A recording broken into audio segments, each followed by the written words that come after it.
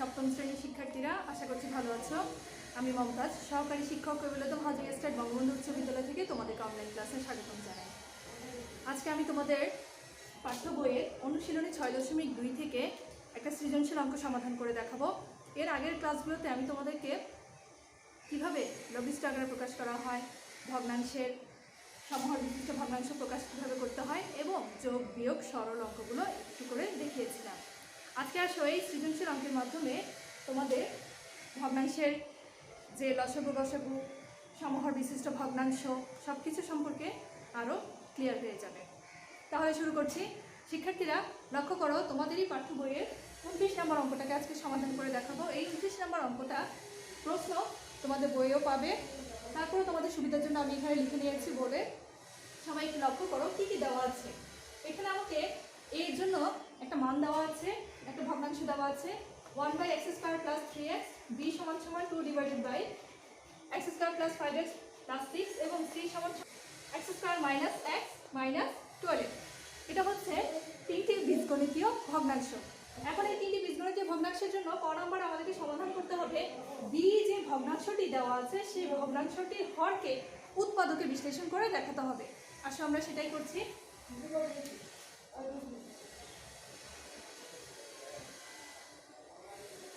তাহলে আমরা লিখবো, দেওয়া আছে বি ভগ্নাংশটির হর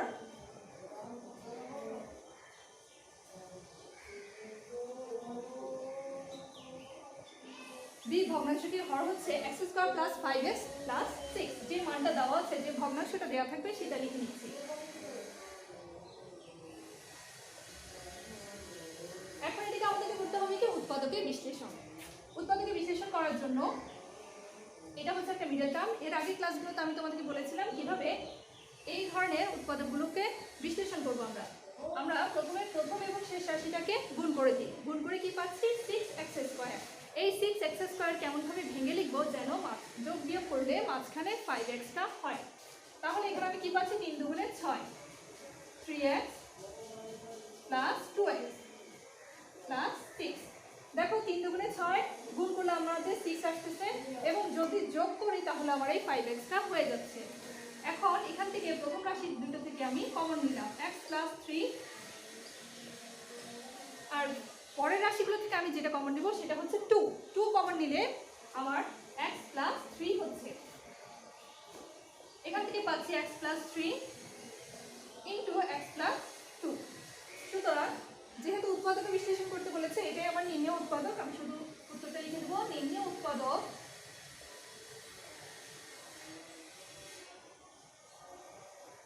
x + 3 × x + 2। এটাই হচ্ছে আমার নির্ণেয় উৎপাদক। তাহলে আমার বি ভগ্নাংশটি যে হর দেওয়া আছে সেই হর থেকে আমি উৎপাদকে বিশ্লেষণ। এখন আসো আমরা বি নম্বর অংশটাকে সমাধান করব। বি নম্বর অংশটাকে আমার বলেছে এ, বি এবং সি কে সমহর বিশিষ্ট ভগ্নাংশে প্রকাশ করো। সমহর বিশিষ্ট ভগ্নাংশে প্রকাশ করার জন্য এর আগে যে নিয়মগুলো বলেছিলাম যে ভগ্নাংশের হরগুলো থাকবে, হরগুলো থেকে আমরা আগে লসাগু করে নেব। তাহলে খ নম্বরের জন্য দেওয়া আছে এ ভগ্নাংশটির হর। এখানে যে মানগুলো আছে সেই মানগুলো থেকে আমাদের আগে উৎপাদক বের করে নিতে হবে, তাহলে আমাদের লসাগু করা সম্ভব। এখন এই ভগ্নাংশটির হর হচ্ছে x² + 3x। এখান থেকে আমি x কে কমন নিলে থাকছে x + 3। এরপরে বি ভগ্নাংশটির হর হচ্ছে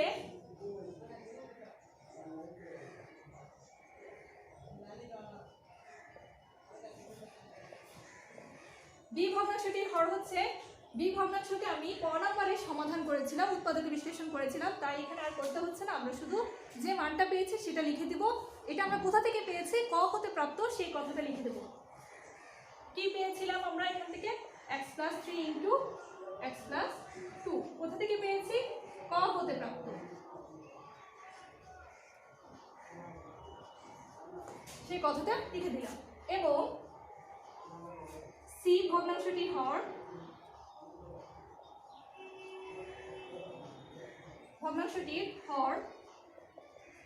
সি ভগ্নাংশের জন্য আমাকে যে মানটা, যে ভগ্নাংশের অংশটা বীজগণিতীয় যে রাশিটা দেওয়া আছে সেটাকে থেকে উৎপাদকে বিশ্লেষণ করে নিতে হবে। X square minus x minus 12। এখানে কি পাচ্ছি আমরা, প্রথম এবং শেষ রাশিটিকে গুণ করলে 12 পাচ্ছি। 12কে আমরা এমনভাবে ভেঙে লিখবো যেন মাঝখানে রাশিটা হয়। তাহলে কি লিখলে আমাদের মাঝখানে রাশিটা হবে, আমরা জানি 3 4 12। তাহলে 3x 4x মাইনাস 12। এখানে যেহেতু মাইনাস আছে, বড় সংখ্যার আগে মাইনাস হবে আর ছোট সংখ্যার আগে হবে প্লাস। তাহলে আমরা কি পাচ্ছি, x square plus 3x minus 4x minus 12। এখন আমরা x কে কমন নিই, x প্লাস 3 মাইনাস 4 কে কমন নিলে x প্লাস 3। তাহলে এখান থেকে পাচ্ছি x plus 3 into x minus 4। শিক্ষার্থীরা দেখো, আমি এই তিনটা ভগ্নাংশের হরগুলোকে আগে উৎপাদক বের করে নিয়েছি। এখন আমার এই তিনটা ভগ্নাংশের হরের লসাগু নির্ণয় করতে খুবই সুবিধা হবে। তাহলে যা পেলাম সেখান থেকে আমি এখন কি নির্ণয় করব, হরগুলোর লসাগু। সুতরাং হরগুলোর লসাগু, হরগুলোর লসাগু হচ্ছে উৎপাদকগুলো থেকে যেটা আমার সাধারণ উৎপাদক, যেটা মিল আছে সেটা আমি গ্রহণ করব, এবং যেটা মিল নাই, যেটা সাধারণ উৎপাদক নাই, সেটাও আমি গ্রহণ করব। এটাই হচ্ছে লসাগুর নিয়ম। তাহলে আমি প্রথম যে উৎপাদক, প্রথম ভগ্নাংশের যে হরের উৎপাদক পেলাম সেটা হচ্ছে x ইন্টু এক্স প্লাস 3। দ্বিতীয় ভগ্নাংশের ক্ষেত্রে পেয়েছি x প্লাস 2 x প্লাস 3। আর তৃতীয় ভগ্নাংশের জন্য আমি পেয়েছি, সি ভগ্নাংশটার জন্য পেয়েছি x প্লাস 3 x মাইনাস 4। এখানে তাহলে একটা জিনিস আমার মিল আছে, সেটা হচ্ছে সাধারণ যে উৎপাদকটা পাচ্ছি সেটা হচ্ছে x প্লাস 3, যেটা আমার প্রথম ভগ্নাংশ এতেও আছে, বিতেও আছে এবং সিতেও আছে, বিতে আছে এবং সিতে আছে। তাহলে লিখবো x ইন্টু এক্স প্লাস 3। এরপরে আর কোনো উৎপাদকই আমার সাধারণ নয়, কিন্তু লসাগুর ক্ষেত্রে বাকি উৎপাদকগুলো লিখে ফেলবো, x প্লাস 2, আর এখান থেকে পাচ্ছি x minus 4, x plus 2 x minus 4। তাহলে আমার হরগুলোর লসাগু আমি পেয়ে গেলাম। এখন পাওয়ার পরে আমাদের যে কাজটা করতে হবে, সমর বিশিষ্ট ভগ্নাংশ প্রকাশ করতে হবে। সুতরাং a সমান সমান যে মানটা দেওয়া আছে x স্কয়ার, এখান থেকে আমি যে মানটা পেয়েছি x ইন্টু এক্স প্লাস 3। এখন যে কাজটা করতে হবে সেটা হচ্ছে এটার সাথে আমি এটাকে মিল করব, যে রাশিটা এখানে x ইন্টু এক্স প্লাস 3 আছে, এখানে x ইন্টু এক্স প্লাস 3 আছে, এই অংশটা আমার নাই, সেটা দিয়ে আমি হর এবং লবকে গুণ করে দেব।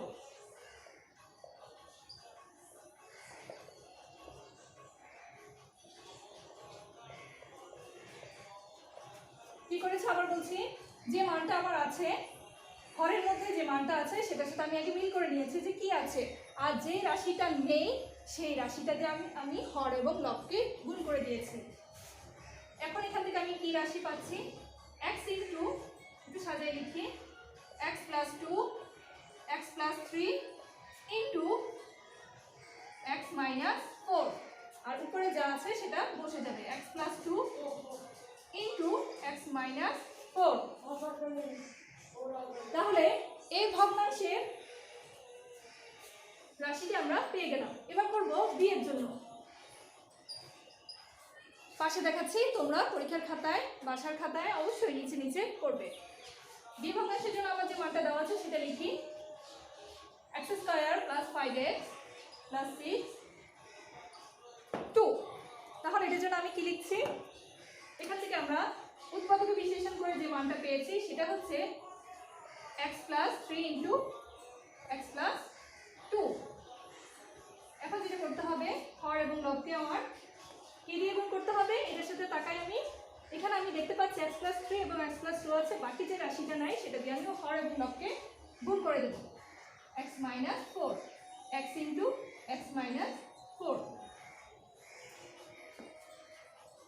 x into x plus 2 x plus 3 x minus 4, আর উপরে কি পাচ্ছি 2x into minus 4।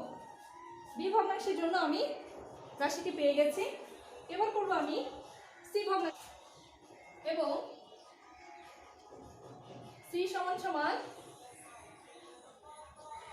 x square minus x minus 12। এখান থেকে আমি যে মানটা পাচ্ছি x plus 3 into x minus 4, x plus 3 into x minus 4, উপরে আছে 3। আবার লসাগুর দিকে তাকাই, লসাগুর দিকে তাকালে আমরা যেটা দেখতে পাচ্ছি x plus 3 into x minus 4, x plus 3 আছে, x মাইনাস 4 আছে, নেই x into x plus 2, x into x plus 2, x into x plus 2, x plus 2, প্রথমে একটা x আছে, x into x plus 2, x plus 3, x minus 4, আর উপরে আছে 3x into x plus 2। শিক্ষার্থীরা দেখো, আমরা তিনটা ভগ্নাংশেরই সমহর বিশিষ্ট ভগ্নাংশে প্রকাশ করলাম। আমার তিনটা ভগ্নাংশের ক্ষেত্রে হরগুলোর দিকে লক্ষ্য করলে দেখা যাবে যে তিনটা হরই একই হয়েছে। এটাই হচ্ছে সমহর বিশিষ্ট ভগ্নাংশের প্রকাশ। আমাদের অঙ্ক শেষ হলো, এখন আমরা শুধু আনসারটা লিখে দেব। নির্ণেয় সমহর বিশিষ্ট ভগ্নাংশগুলো হলো, প্রথম ভগ্নাংশ এ, বি এবং সি এর মানগুলো লিখে দেব। এখন আসো আমরা গ নম্বর অংশটাকে সমাধান করব। গ নম্বর অংশটাতে দেওয়া আছে a plus B minus C এর সরলীকরণ করা। আমাদের যে তিনটা ভগ্নাংশ দেওয়া আছে, এই ভগ্নাংশগুলোকে a প্লাস বি এবং মাইনাস সি এর সরল করব। তাহলে লিখি a plus B minus C. মানগুলো আমরা বসিয়ে দেবো। a এর জন্য যে ভগ্নাংশ, b এর জন্য যে ভগ্নাংশ এবং c এর জন্য বসিয়ে দেবো। a এর জন্য আছে 1/x square plus 3x, plus b এর জন্য যে মানটা দেওয়া আছে, যে ভগ্নাংশটা দেওয়া আছে x square plus 5x plus 6 divided উপর আছে 2, এবং minus c x square minus x minus 12। এখন উৎপাদক করে আমরা যে মানগুলো পেয়েছি সেগুলো আমরা এখানে বসিয়ে দেব। এখান থেকে পেয়েছি x into x plus 3, plus এখান থেকে পেয়েছিলাম ক এবং খতে যে উৎপাদকগুলো আমরা পেয়েছি x প্লাস 2, x প্লাস 3, এবং গতে পেয়েছি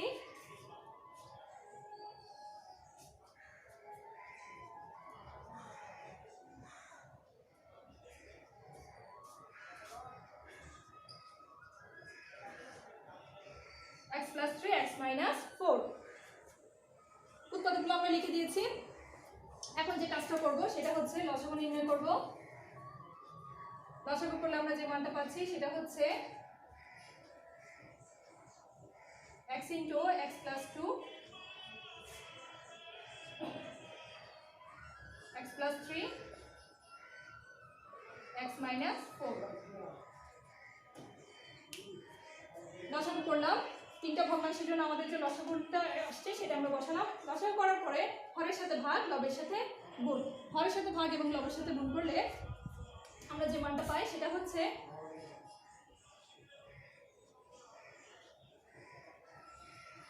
x plus 2, x minus 4, plus এই অংশটার জন্য আমরা পাচ্ছি x প্লাস 2 আছে, x প্লাস 3 আছে, আমার প্রয়োজন হচ্ছে x ইন্টু x মাইনাস 4। হরের সাথে আমি ভাগ করে যে মানটা পেলাম সেটা লবের সাথে গুণ করে দিয়েছি। এখানে প্রথমে 2 আছে, তাই এখানে একটা বসবে 2x।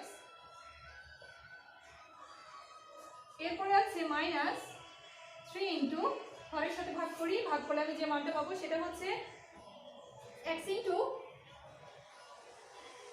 x plus 2। সবগুলো মান পেয়ে গেছি। এখন গুণ করে, এখান থেকে গুণ করে, এখানেও গুণ করে এবং এখানেও গুণ করে যে মানগুলো পাবো সেগুলো লিখব।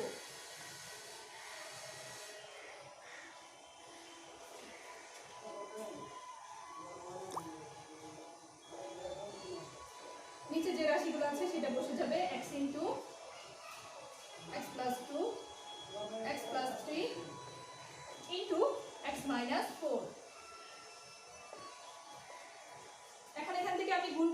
মানটা পাবো সেটা হচ্ছে x square minus 4x plus 2x minus 8। আমি গুণ করে পাচ্ছি 2x স্কয়ার মাইনাস 4 দুগুণে 8 8x আর এখান থেকে পাচ্ছি মাইনাস 3x স্কয়ার। তাহলে এখান থেকে আমি কি পাচ্ছি minus 3x square minus 6x। এখন এখানে যে রাশিটা আমি পেলাম সেখান থেকে আমি এখন দেখব যে x স্কয়ার যুক্ত রাশি কোথায় আছে। এখানে আছে x স্কয়ার, এখানে আছে 2x স্কয়ার। একটার সাথে দুইটা যোগ হলে সেটা হচ্ছে 3x স্কয়ার। তাহলে আমি এখানে লিখতে পারবো 3x স্কয়ার। এরপরে মাইনাস 3x স্কয়ার আছে, সেটাকেও লিখবো মাইনাস 3x স্কয়ার। এরপরে আছে এখানে মাইনাস 4x, এখানে প্লাস 2x, এখানে আছে মাইনাস 8x, এখানে আছে মাইনাস 6x। তাহলে প্লাস যুক্ত রাশিগুলোকে আমি আগে লিখে ফেলবো। নিচে যে রাশিগুলো থাকবে, হরে যে মানটা থাকবে সেটা বসে যাবে। এখান থেকে আমি পাচ্ছি 4 12 আর এখানে পাচ্ছি 6 প্লাস 18 মাইনাস 18x। এরপরে আছে মাইনাস 8। হরের মানগুলো বসে যাবে, দেখো হরের মানগুলো বসে যাবে। এরপর আমি এখানে লিখবো, এটা কাটা যাচ্ছে, এখান থেকে আমি কত পাচ্ছি minus 16x minus 8 16x minus 8। এরপরে পাচ্ছি মাইনাস 8 যদি আমি কমন নিয়ে নিই তাহলে আমার থাকছে 2x মাইনাস 1। হরে যে মানটা আছে সেটা আমার বসে যাবে। তাহলে এটাই হচ্ছে আমার নির্ণয় সরল মান। সুতরাং নির্ণয় সরল মান মাইনাস 8 ইন্টু 2x মাইনাস 1। তাহলে আমার গ নম্বর অঙ্কের সরলীকরণ করতে বলেছে, সেই গ নম্বর অঙ্কের সরল মান আমি পেয়ে গেলাম মাইনাস 8 ইন্টু 2x মাইনাস 1। নিচে মানে হরে আছে x into x plus 2x plus 3 into x minus 4। শিক্ষার্থীরা, তাহলে আমরা আজকে তোমাদের জন্য যে সৃজনশীল অঙ্কটা করে দেখালাম, এটার মতো তোমাদের পাঠ্য বইয়ে অনুশীলনীতে আরও অনেকগুলো অঙ্ক আছে, সেই অঙ্কগুলো তোমরা একই নিয়মে সমাধান করতে পারবে। কোনো কিছু বুঝতে যদি অসুবিধা হয় তাহলে ভিডিওটি বারবার করে দেখবে। আজকে এতটুকুই, পরবর্তীতে নতুন কোনো ক্লাস নিয়ে হাজির হব। সে পর্যন্ত সকলে ভালো থেকো, সুস্থ থেকো, আল্লাহ হাফেজ।